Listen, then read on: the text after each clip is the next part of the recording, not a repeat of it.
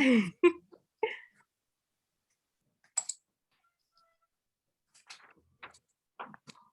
press continue. All right. Yeah. All right. Welcome everyone to Heninger Park's February 2022 meeting. And on the agenda tonight, first thing is the City Public Works Agency, the residential permit. No, not the parking. The transition to the trash collection company locations and permanent trash bins in the neighborhood. And is Stephanie going to be speaking to us, or Christy? It's actually Christy Kindig, and if we're ready for that, I can get the presentation up on the screen. Perfect. Thank you. Hello, everyone. My name is Christy Kindig. I'm the enterprise manager, and one of my responsibilities is overseeing solid waste contract services and state mandates for the city. The presentation I'm making to you today is the one that we made to Comlink on January 27th. It's an update on where we are today. And so I'll just jump right in. Great, thank you. I'm not going to read through all of these things on the agenda, but I'm going to kind of talk to you about where we have been, where we're going, what's changing, and some special components of the contract. So the council approved the new contract with Republic Services on August 17th of 2021. It's a 10-year agreement with 5-year extension option. They're the second largest waste hauler in the nation, and I'll be doing a Proposition 218 process soon that is required in order to verify all the rates. So you will see mailers coming out in the next 30 days. And so if you'd like to respond to that, you are absolutely invited to. And we'll have a hearing in May to ratify those rates. Okay, so some of the exciting things. Your service day is going to remain the same. I think that's got to be some of the best news. The city will continue billing, so you'll still get the bills. Commercial billing is by Republic Services. Really exciting is we will have all new trucks, carts, and bins that you will see in the future. And I'll talk to you about how you'll see them and when. We'll be providing service guides with all the carts when you get them, so you'll know exactly what's in the new programs for residents and how to access them.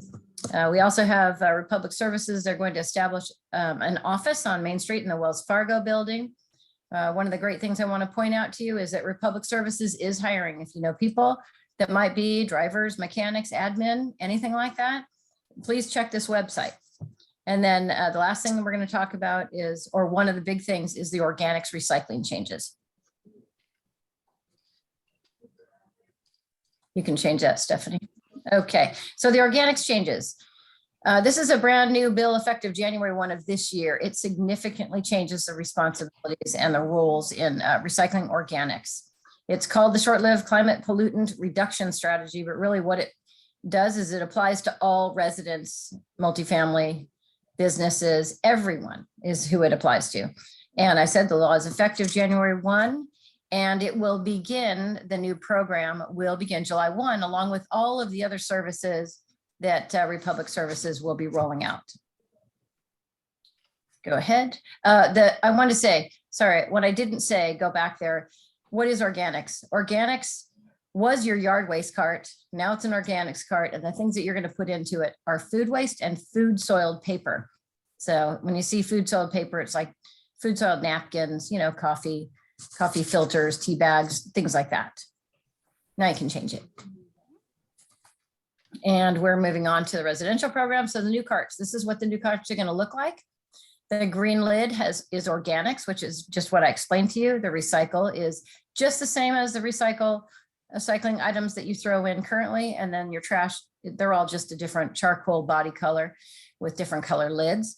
We have 3 sizes of carts. Back when we rolled out the program, in the very beginning, when we moved into carts, we transitioned everyone to the 96-gallon carts because it's the largest. It provides the most capacity, and it equals about 10 bags of trash.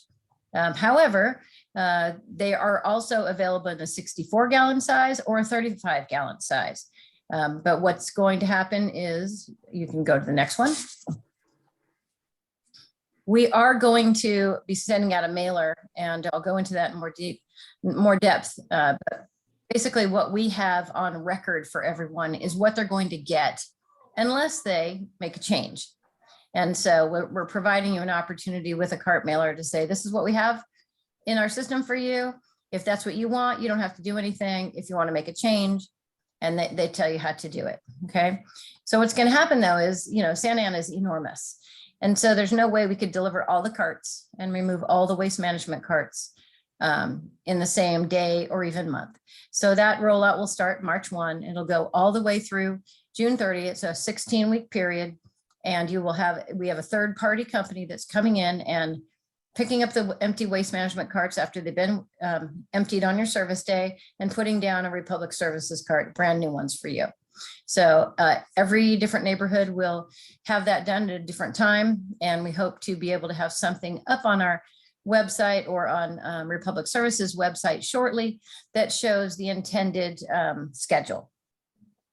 So everyone will automatically receive, go back one sec, everyone will automatically receive one trash, one recycling, and one organics cart for a total monthly price of $22.94.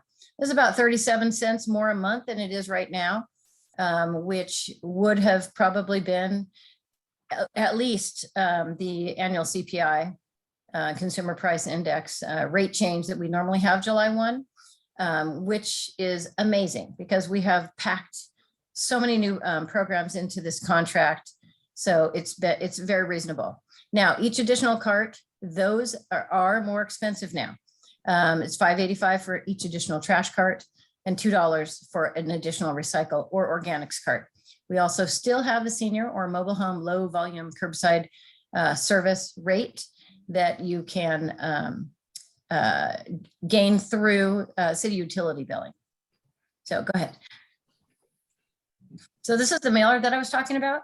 So it's going to tell you what we have on file for your service level, give you an opportunity to make a change. And it really then tells you again the difference in the cost for the additional carts. This is the 16-week schedule I told you about. You can make changes either online or via the phone. And then there's also a brief overview of the residential programs that we're sending out in a separate initial mailer. Okay, so bulky item pickups. We've always had bulky item pickups. Those are the large items. We've always had 2 pickups per year, up to 4 items each. We will now have 4 pickups per year, up to 4 items each. So we've doubled the capacity. We continue with a curbside used motor oil and filter collection program. All you have to do is call and make an appointment. We will continue with the curbside universal waste collection. The same thing. You'll call and make an appointment.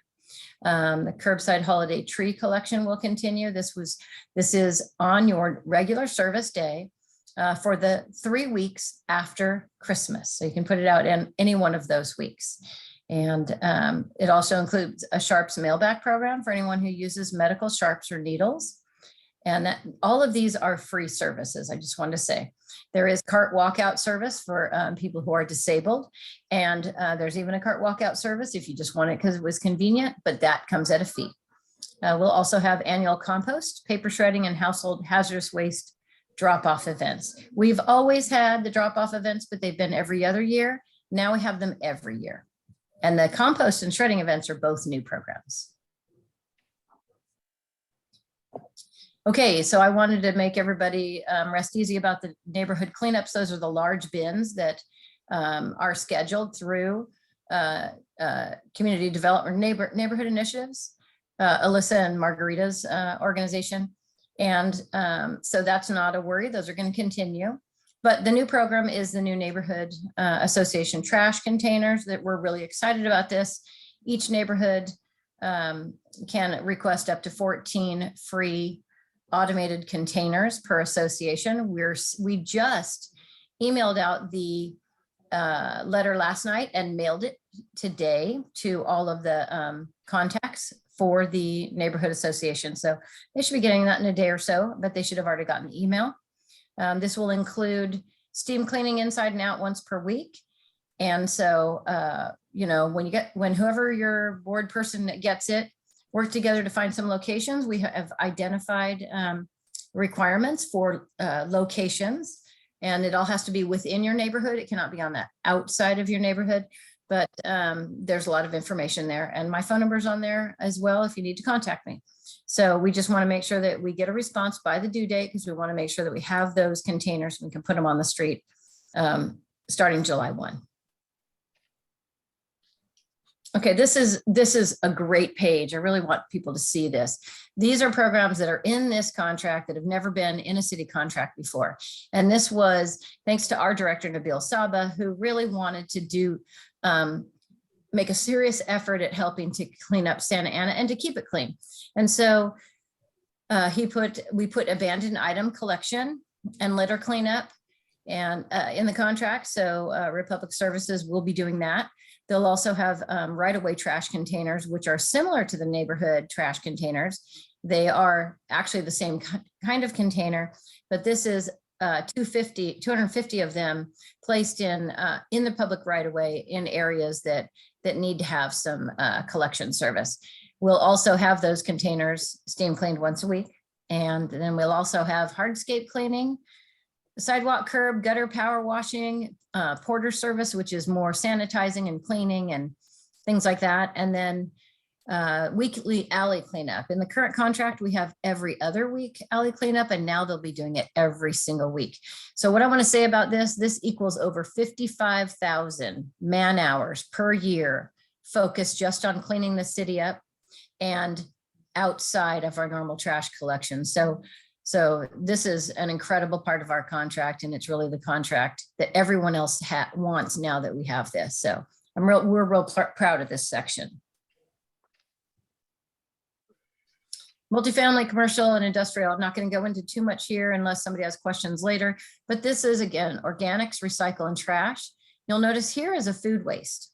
So organics, again, is green waste plus food waste and food soil paper. The separate food waste would be a container for like a restaurant that just has food waste only. So it's treated differently. And then, of course, they have roll-off bins of all different sizes. Okay, so the timeline of these delivery and removal of these large metal containers will be similar to the residential. It'll be handled by a different company, but the new bins will, the current bins on the service day, once they've been serviced and they're empty, they'll be getting the same size as is on record, which is very accurate.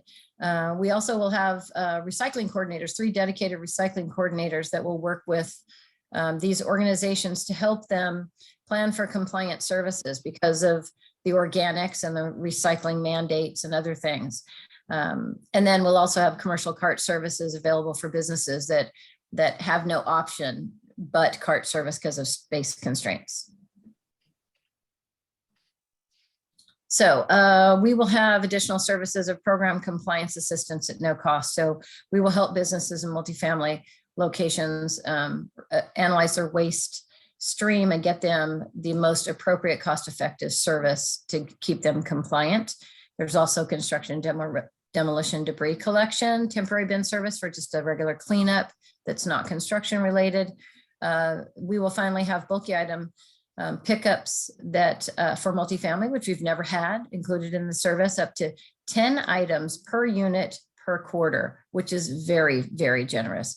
Also the holiday tree collection program, and then we'll have food recovery assistance for commercial and multifamily businesses.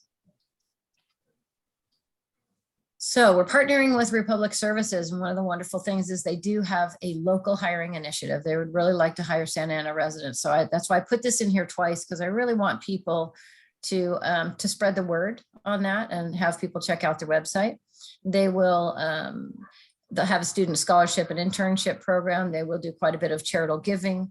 They'll have facility tours of their material recovery facility, which is quite fascinating if you've never understood or what happens to recyclables and waste after it's collected, where it goes, how it gets recycled. They'll have 100% clean fuel fleet But that was a hard one. It'll be all renewable natural gas, and then they'll have one of the very first electric collection vehicles. I just want to go back over the timeline. The same thing, March 1 to June 30, delivery and removal of bins and carts. But just so that everybody knows, even though you get delivered the new Republic Services carts, the new program does not go into effect until July 1. So Waste Management is going to still service you as they're doing right now. So just keep doing the same thing until you get to July 1. June 30 is Waste Management's last day. And then, of course, effective July 1, not only will they provide all their customer service, all their services, but they will be the company that you call for any customer service needs. Coincidentally, they'll start on July 1, and on the 4th of July, that's a holiday. So that service week will then, there won't be any service on the 4th of July. It'll be delayed one day for the rest of the week. So does anybody have any questions? I want to make sure that I try to answer anyone's questions that they have.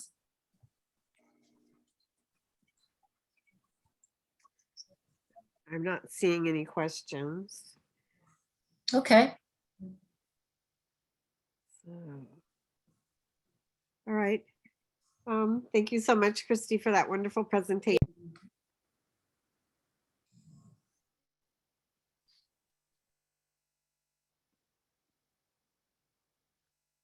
Do you see any questions at all? Anybody? No, I don't see any.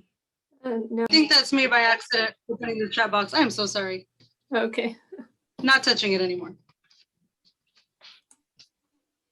Nicholas says that it sounds like a lot of great info, so he commented on the chat. But if anyone has any questions, use the raise your hand feature or type it in the chat box. But I don't see anything, Janelle. Okay, perfect. Thank you. All right, so then we'll go into our public works presentation to cover the residential permit parking, and I think Frank is going to talk to us about that. Hi, Janelle. Yeah, thank you so much for having us again. We appreciate the time to be able to get the word out on the permit parking. And can you guys hear me pretty well? I know my mask might prevent it, but if you guys can hear me, great. So I'm coming before you today to the neighborhood because we want to get your feedback on our current permit parking program and how we can improve on it. We've developed a scope of work that we need to fine tune with everyone's comments in the neighborhood regarding permit parking and the existing program. Obviously, the program's been around for 32 years. It has its little ups and downs, and we have about 9,000 permits associated with the program as well. So we're looking for any and all comments on what you want to see with the program, what changes you want to have, and even talks through some of these things that we're discussing so you can see how we're heading and what direction we're heading with this. So everything that the program represents, everything is on the table that affects the program, like such as development or parking standards that are associated with single family residents or multifamilies or anything else of that matter. We're here to hear your comments. We ask for your comments, multiple ways to get our comments to us. We'll share those with everybody as well. Excuse me. So with that said, obviously we can't show our hands, but I'm pretty sure everybody's familiar with permit parking. And, I'll start by just asking, what's the first thing that you want to see changed on permit parking?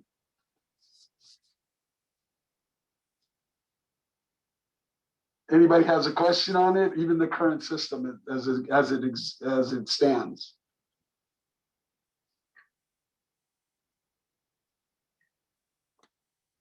Okay, so let me go into some of the things. I'm sorry, go ahead, Janelle. I don't see any questions. It's a big topic. It is. So let me approach it this way. Oh, hi, Frank. It looks like someone raised their hand. Yes. Oh, if you can unmute yourself, you're still muted. Oh, hi. Hey, so I'm from Pacific Park, but I did have a question about the permit parking. Is there for the future, would there be like a time limit on or like how many days somebody can park their vehicle even if they have a permit, or perhaps a limit on the size of the vehicle, because we have we have a lot of very large trucks that I don't know if they're considered industrial trucks. They look like regular trucks, but with the extended cab and the extended, they're really giant, like tanks, and they stay where they have permits, but they stay in one location for, like months at a time, every single day, and months at a time. So it really kind of impedes our ability to park our guest cars in front of our homes or near our homes, and also visibility, because these trucks are taller than a 4-foot fence, so it's really hard to even maintain that line of sight. So I don't know if there's any just some input. Maybe you might want to make some consideration or some language for oversized vehicles. Yeah, And so let me answer your time frame. question. Yeah, let me answer your question 2 ways. Or there's actually a couple of questions you asked me there that I want to get out of the way real quick. First one is, there is a current rule, and everybody knows it as the 72-hour rule, that if a car is parked in a certain spot for more than 72 hours, it can be cited or possibly towed. Now, with that said, what happens is an officer has to come by and either we don't chalk mark the tires anymore. There was a lawsuit somewhere, and government's lost that lawsuit, so we can't touch someone's car. So what PD does is take a picture of what the location of the car is, date stamps it. They have to come back 72 hours later. If the person hasn't moved the car, then it's either cited or towed. So that's already on the books as it exists with the California Vehicle Code and everything else like that. The size of vehicles also, California allows up to 10,000-pound vehicles to be parked on our streets unless the city deems otherwise. And like maybe sometimes we'll have, like, say, a water line or a sewer line really close to the surface. You might see what we sometimes see in some streets where it says 3 ton, no trucks over 3 tons, because it might hurt our utilities just at the surface of it. So, or maybe the street is only about 4 inches thick and we don't allow the bigger trucks. So to answer your question, for the new program, all these are being looked at right now. The things that are staying in the vehicle code, one way we want to attack the 3-day rule is to have automated scanners on, let's say, a van going down the street. So if you call in and let's say, I need some enforcement for this guy's been here, we can send out a van instead of an officer, and that van will click on to the license plate, the position of it, and move on. Obviously, we can't come back until another 3 days because the timeline starts when we first get out there. So we're looking at technology to be able to do that. As far as the size of vehicles themselves, there is a oversized vehicle regulation that we have now. Normally that applies to RVs and larger commercial vehicles, trucks, and everything. There is that little gray area when we're talking about, and I'll use the common one, the dualies, which are the big trucks with the 4 wheels in the back and everything like that. They're a little bit extra wide, and normally it should be no wider than 8 feet, but sometimes they get out to maybe 8.5 feet or something like that. Those are also being looked at as part of the program at this time. So we're looking at all the little options and everything.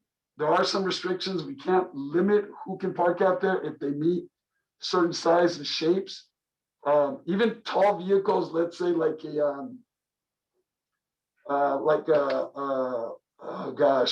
I can't remember. Well, like I'll use like a Land Cruiser as an example.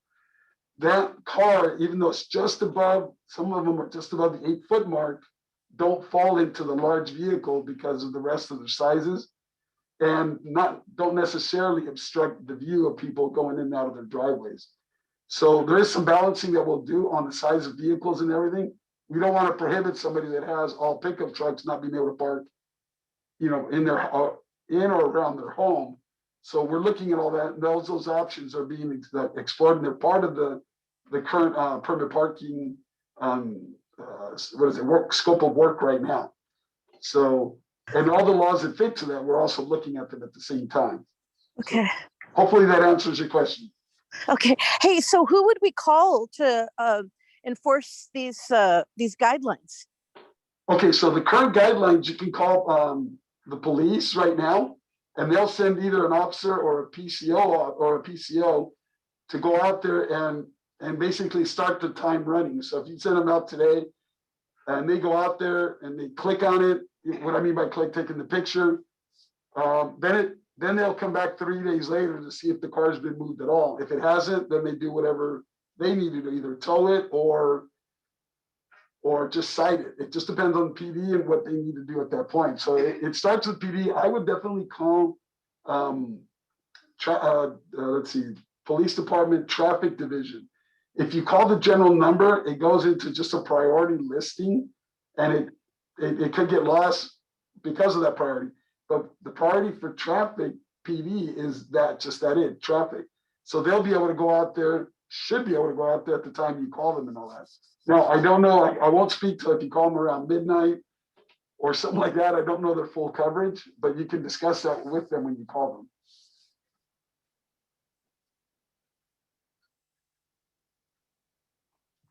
Did that help? Yeah, thanks, Frank. Okay, perfect. Thank you, Frank. Does anybody have any further questions about the parking permit?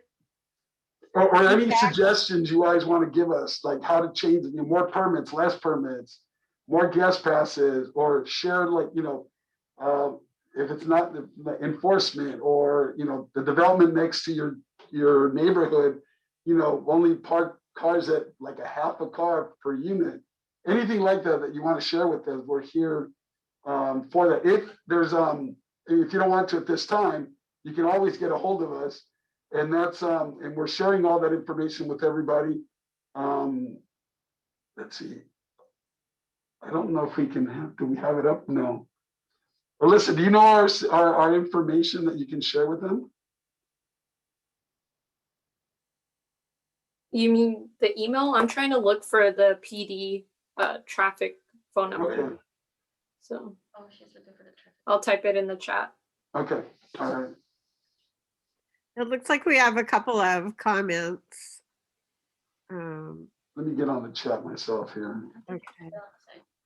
Yeah, so it looks like Nicholas wants to know the direct line to contact police for traffic issues. So I'm going to look for that phone number and I'll type it in the chat. And Terry says, I would like to see citywide permit parking because it takes too long doing it block by block. So let me respond to that one. And we're looking at, we have 27 districts right now, 27 permit parking districts. I think I shared earlier, 9,000 permits. The state of California requires us to do it block by block.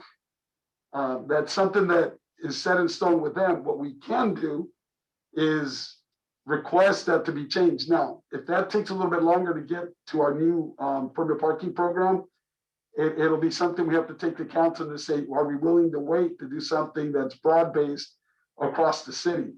But right now, and that would require us also to go to the state of California and ask them, can we do this as a whole city entirely? I'm not sure if we'll be able to get to do that. And I'll tell you the reason why is each district, each neighborhood with some of these districts are totally different. And then the living components of there are also different as well. So we wouldn't be able to do just say everyone gets permit parking everywhere in the city without addressing the needs almost block by block. Now, we could possibly do what Fullerton does and say, and Fullerton actually does, they don't do permit parking. No one parks at night on Fullerton streets. They get permit parking to be allowed to be parked on them. What we could do is, okay, everybody gets permit parking, but this is what's going to be applied to your actual street based on the studies that we're conducting, based on all that we're looking at per neighborhood, per street, and per type of living component. So I'm not going to say, no, we can't do that. We just have to worry about how we fit our rules or our new resolutions into the state rules. But we're pretty creative. So hopefully if we can do broad-based, then it's just a matter of here's what you're getting from that broad-based approach. So, but yeah, we got that comment down, and definitely we'll put it into our scope of work.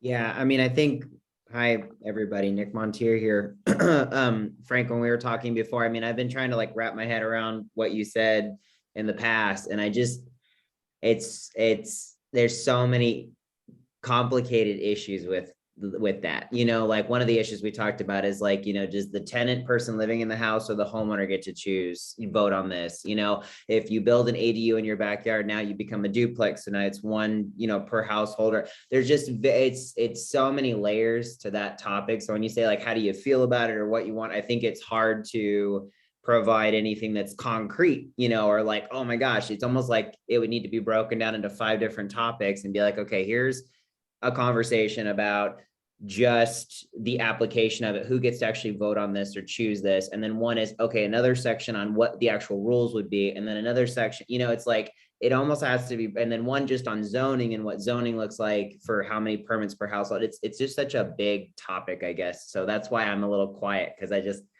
like, you know, when it comes to permit parking. I totally agree. And this is mostly, hopefully, is just to get everybody's palate going on the thought process. Like you mentioned, everything someone brings up is an iceberg to us. Yeah. So, and we want to be able to address them. At least this way, the conversation begins. It's not the last time we're going to be talking to the neighborhoods, be talking to everyone. This is just the onset of just basically we're advertising that we're doing this. Once we get through all the neighborhoods and everything, there's going to be follow-ups with everyone. Once the process begins, there'll be more follow-up with the consultant to get down to the whole, okay, today, let's say for your neighborhood, we're talking about this specific 1 or 2, 3 items. And this is what we found. These are the alternatives. How does that fit with what you guys are looking at it? And it will be brought. The scary part for us is we have 27 districts. Each district may end up having its own set of rules all unto themselves. So we're going to have to visit every district as we go through this process and take care of everyone's needs, if possible, you know, depending on what everyone wants to see come out of it. We're going to have, at the end of this whole process, we're going to have a program, and there'll be some alternatives to like, okay, this is the program we see as a whole. These are alternatives that can be changed in the program. What we want to see with it is that each district can actually change itself and morph itself into something different as we go along. Instead of having a static program like we have now, we're going to be able to go back and say, okay, guys, this is not working. What are these alternatives can we fit into the program for you guys to change it going forward? We definitely want to have that going forward so we don't spend another 30 years or 20 years waiting to change it. So that's part of our scope of work, is to have a dynamic program that we can interact with the residents, only because, you know, developments do change, traffic flows do change parking habits and everything. So, but no, I understand what you're saying. It's daunting of a task, but this way, at least you guys can, you know, I'm glad everybody's like thinking about it and letting us know what they're thinking. And that's a perfect point that you brought up. Somebody brought that up at yesterday's meeting, saying, do you need a decision now or do you want, no, I just want you guys to think about it, call us, give us your information, and continue to do that as we go along through the process. Can I ask a quick question and then I'll stop talking? So permit parking, is there a need to push this right now or figure this out? Because what is the reasoning, I guess, or rationale for making this such a dominant like issue? Because we've talked about it a couple of times now. Is it because there's statistics on like reduced crime in parking permit areas? Is it because there's statistics that are, I don't know, what is the reasoning that this is a thing, I guess, is another question I had. So this started roughly around 4 years ago. Everybody that lives in like 5 units and above, which is outside of the permit parking living component criteria, they started asking, why can't I have more parking? Why can't I be involved in permit parking? And that's always been a question throughout the years. It's just around 4 or 5 years ago, people started, you know, the economy, even though it was doing well, some people weren't. older children were coming home and they're asking, why can't we have them park outside? And like I said, everything from 5 units and above was not part of the process. And then there was some changes to some of the zoning areas, and there was some reduction in street parking that started basically having a domino effect on some of the neighborhoods, and street after street was falling to permit parking, excluding obviously the products that can't be in it. And so council started asking us, hey, can you put some studies together, which around 2.5 years ago, we did, showing that we need to revisit the program to be able to put something together that fits everyone's needs. And then right after that, the pandemic hit, and it just exacerbated the problem with everybody coming home or being at home. So with that just expedited us to say, okay, we got to get to this faster and get quicker to it. So once we asked for money from council, they told us get something done right away. So that's how it, it may have lingered a little longer without the pandemic, but the pandemic was the kickstart to really getting this done as fast as we can. And what I mean by fast, I put it in quotes, because as much as the studies we're going to do, one of the studies is like, do we have to pay everyone the same rate? Can we have people in different areas pay different amounts, lower income or not, or the type of product? So those kind of studies take a lot longer to develop and to look into, instead of putting just a base rate out there and everything. So we want to make sure we explore all, flip every rock over, explain all the options. So, but that's where we're at now. And it is somewhat of an expedited thing, but not to the point where we're going to sacrifice people's input or getting it done right. So I figure it hasn't been done for 30 years. We might as well put a little time into it to get it done right. So Thank you, Frank. Mm-hmm. So I have a question, Frank. Mm-hmm. So how is it working for folks that have permit parking now? I mean, are they seeing it enforced? I know we have a couple blocks in Heninger Park. And what motivated them years ago is they live close to the high school. So there were some definite issues there with having problems with people parking there that were attending the high school. And I think they're very, the block is kind of a short block, and they have a relationship with PD. And so I think it's been working for them over the years. But in general, how is permit parking working? Is it being enforced effectively? I mean, I can't imagine adding more permits and expecting any kind of timely enforcement. It just doesn't really seem possible. So to answer the question as broadly as I can, then I'm gonna tighten the answer up for you, is that is one of our number one complaints, that enforcement is one of the biggest problems we do have, as people who pay into it are saying, hey, we're not getting any relief. People come and go into our blocks, some very extensively, others very lightly. And even though PD has the police themselves, and they have a contracted or a contractor coming out to do the same, there's gaps in there. So part of this study that we're doing here is, how do we as Public Works fill in that gap of enforcement? One of the ways we're looking at it is doing technology. I mentioned earlier some van readers that go down, they read the license plate, and they, if they're not part of the program, they get tagged automatically. And just like if you ever ran a red light with the, when they used to have the red light enforcement, you get a ticket in the mail, it would be the same thing this way.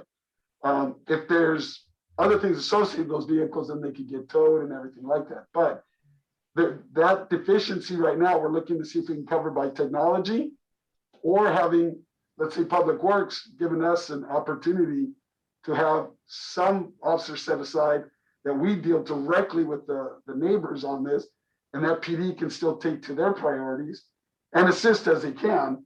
But we're looking at to be able to cover that with our end of it and technology. So that is right now the number one request of people is enforcement. So we're looking at a lot of different ways to handle that. So it's not just limited to forcing everything on PD or on their contractor. It would be something we can combine and put an umbrella there that we can put, like I said, I mentioned technology It could be other different programs we see in other cities where you can call in, they'll put a number where you can call in, and there's already contracts there for someone to go out, site or tow, depending on how it's signed. So yeah, that's part of the study right now, and that's one of the biggest concerns that people have and everything like that. Okay, I get it. Thank you. Mhm. So what about folks that they're okay? I mean, do you think that there's more people that have a problem with parking than there are people that don't? What is your feeling about that? So the way we've seen that, everybody in a multi-family 5 and above is the ones that are asking us for more to be included in the parking program. They're the ones that through the pandemic suffered probably the most because of the limited space they have on their properties. Some of the solutions that we're looking to do is a cooperative effort between us and, let's say, multifamilies that may have like flat parking areas, and we'll ask them to put lifts so they can actually lift the car and put another one under.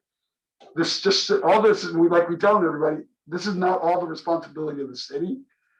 Every type of housing product, if there's an opportunity to do things like that, we'll do so. We're looking at opportunities to open up schools and their parking lots. The same thing with city parks, city facilities. And we're looking at everything to see what kind of inventory we have. Because at the end of the day, we're only going to have X amount of space, X amount of inventory. We're going to have to say, this is what we can help everybody with and how equitable we can be. But all the options, big, like let's say big supermarkets have large parking spaces. We'll ask them to see if they want to be part of the program, and we have to work out liability details. Anybody in case they trip on their property or anything like that. All that's being looked at the same time. We did some of these studies about 2 years ago, and there was mixed reviews depending on who we talked to. If it was a big like chain, they didn't have a problem with it. Smaller like strip malls had a little bit of a problem with that. But all these are looking. So we're trying to get the inventory as high as we can, and then everybody shares what I call the pain if we have to do like changes like lifts or open up certain parking areas that may usually just go to residents, can be opened up to any type of living component. So we're looking to add to the inventory as much as we can in this process. So the definition of multifamily 5 and above, are you talking about, and that's more than a duplex, that's more than a triplex. Are you talking about an apartment building, or are you talking about multifamily 5 and above that live in one single family unit? Right now, we reference our program rents as the unit. So if it's a 5plex, it's 5 units and higher. So okay, the components that are part of the program is a 4plex, 4 units, of course, right, triplex 3, duplex 2, and single family. Those are the only living components that are part of the program. okay, 5 units and above, it could be just a simple 5-unit, property, 10-unit property, or 100-unit property. None of those are included in the program at this time. right.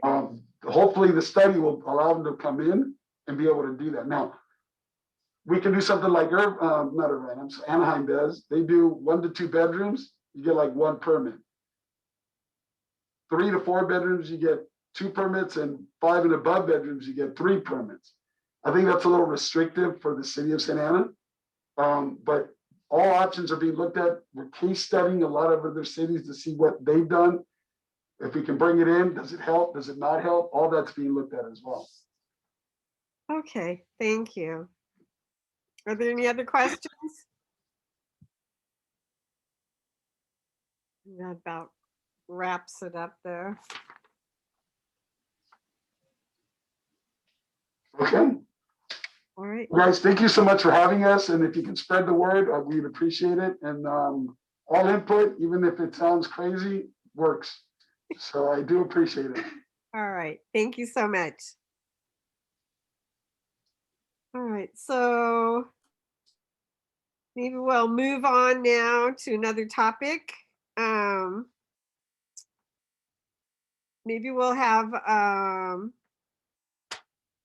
Nicholas give us an update on the traffic committee meeting we recently had. Maybe if you can just, if you have them handy, read over your notes at the conclusion of the meeting that kind of talked about what was covered or whatever you have on your mind. Let us know. Well, you know me, Janelle, I always have a lot on my mind. All right, hear it. But no, I mean, I think first off, thanks for letting me talk. Traffic committee is very new, or I think Janelle has done lots of traffic aspects of our community for a long time. It sounds like, but we're kind of like, I guess, revamping it. Would you say, Janelle? Yes. Kind of adding some new members at least, and I'm one of them. My partner Jeffrey and I. The goal really, I think when we got involved was really to make the neighborhood more safe. And it's funny, as soon as we started talking about making the neighborhood more safe, whether that's speed bumps or adding, different aspects of the entry points off, Flower or certain streets that border our community, everything was talked about. And thanks to Frank, who was on the call earlier, and a couple of his associates who came to our meeting and really kind of educated us on what those processes were like and what that looks like.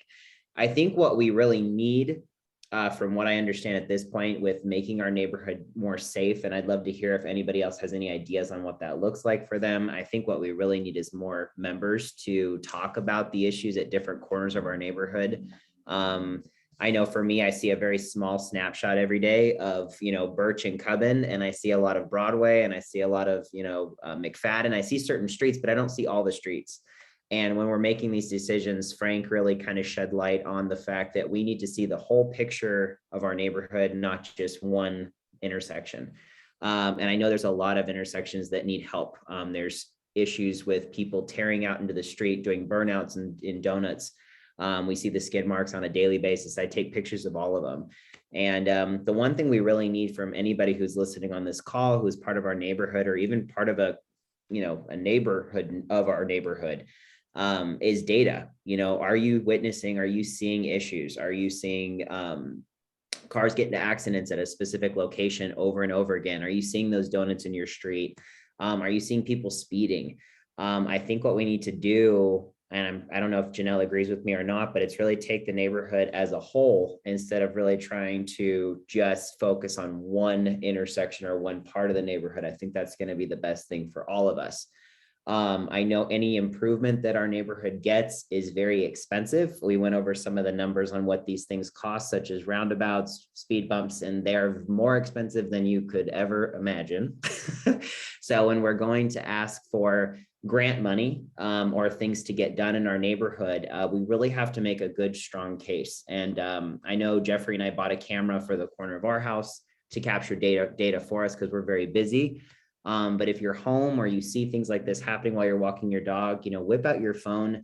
I'm going to put my information in the chat. I just really want to focus the committee right now on collecting data. It sounds like that's what we need to do. We need to collect information based on incidences and issues that are happening.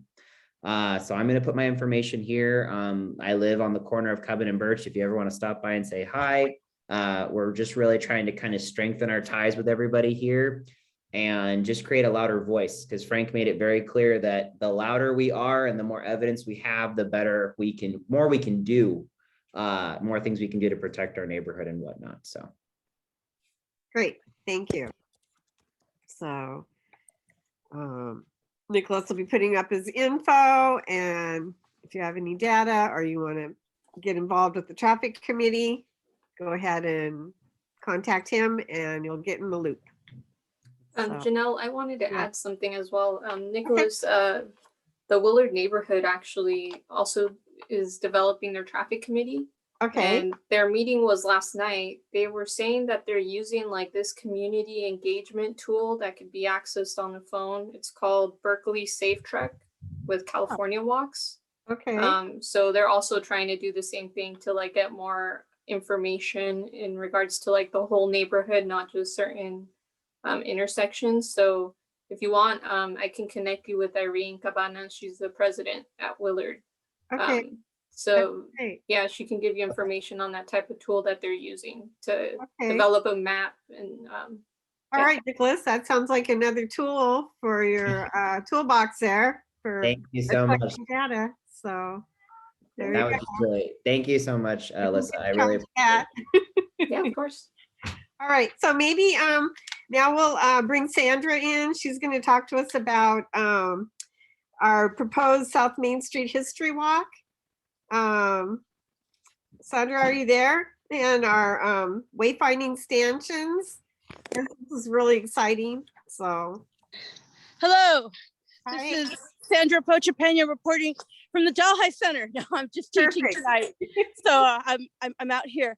So South Main, you know, we have this great opportunity now with all the investment that's happening and all the improvements happening on South Main, such as the replacing of all of our bus stops.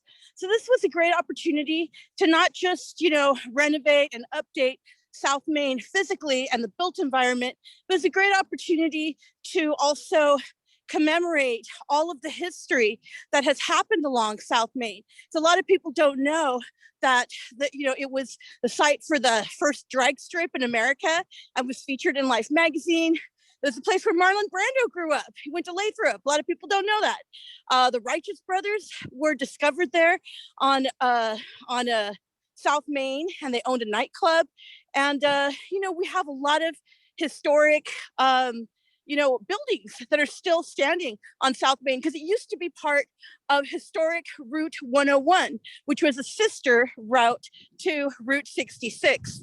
So this is a great opportunity. And so the South Main History Walk is basically a self-guided tour that's composed of 18 freestanding stanchions, you know, kind of like this, like a post, but around it would go we'll have some photos and text laser cut into durable metal that would tell the story of the community, the notable people, the notable buildings, and the landmarks that still exist there on South Main. Also spotlight the past beloved businesses, like, you know, we had the first sugar beet factory there on South Main, the Southern California Sugar Company there close to Warner and South Main. We also used to have an old Kerr bottle, like a glass factory there from the 20s to the 90s. So we have a lot of past and present businesses that we can highlight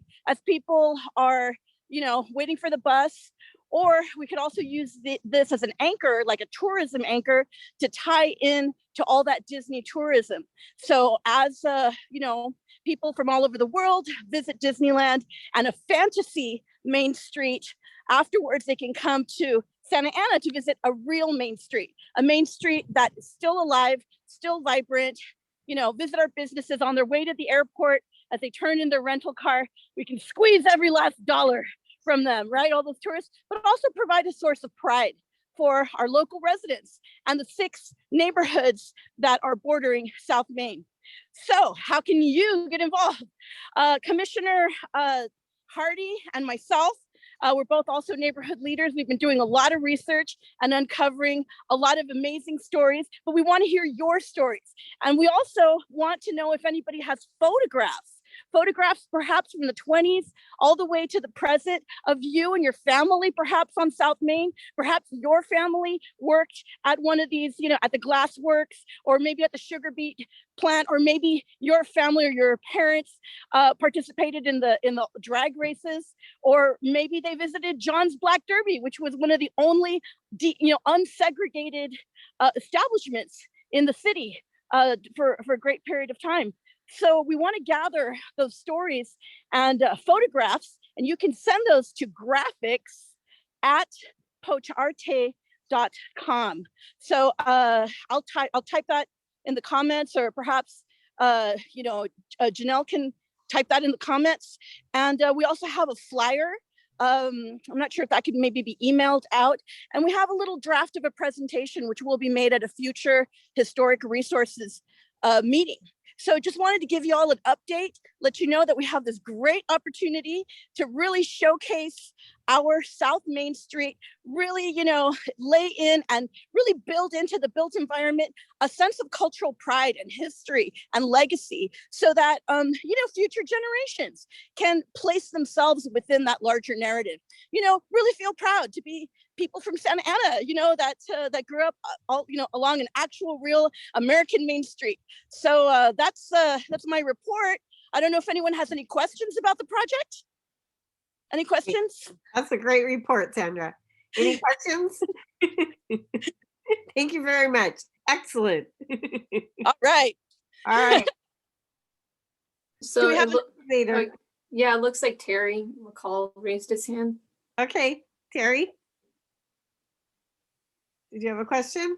No, that's a clap. Oh, okay, sorry. Oh, is that the same with you, Nicholas? Was a clap? Okay.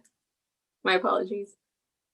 All right. Well, we're going to give this presentation to all of the neighborhoods that are bordering South Main to give everybody a chance. You know, just last night, I read in a Encyclopedia Britannica when I was a child about glass being a major industry for Santa Ana. And then last night, somebody who actually had family that worked at that glassworks came up and told me all about it, and I got their information. So I'm really hoping we you know, Janelle and I are really hoping that we can uncover even more history, you know, and more stories That's along great.